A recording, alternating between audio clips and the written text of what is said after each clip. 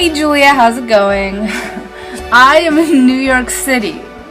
Or, was in New York City.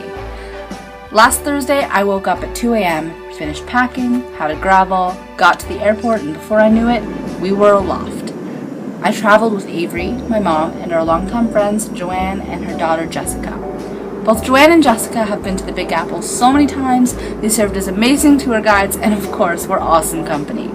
They definitely helped me a lot, considering I am so directionally challenged, I can't find my way around my neighborhood. Being in New York is such a surreal experience, as surreal as meeting a celebrity, because everywhere you turn, you see a place you've seen in movies and TV.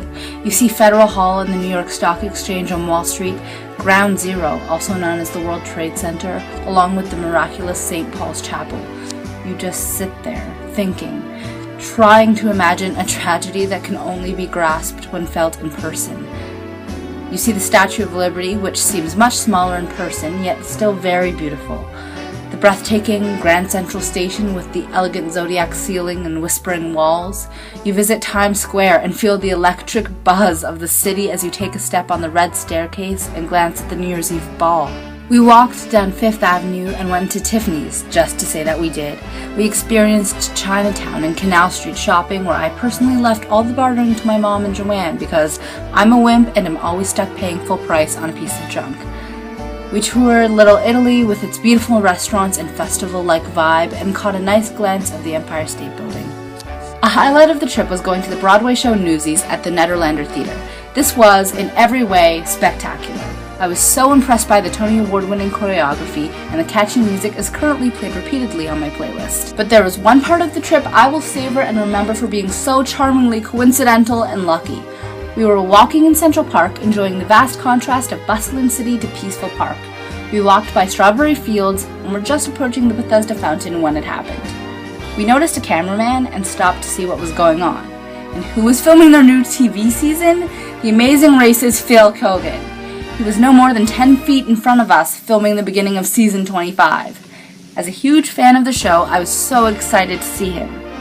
Jessica and I approached Phil as he was standing by the fountain, and just as we said hi, he said, "Sorry, could you give me a minute? They're kind of filming me by helicopter right now." After we jumped back, totally embarrassed that we screwed up the shot, the helicopter reset and they filmed it all over again. Once they were done, Phil and his producer walked over to us and we had such a friendly conversation.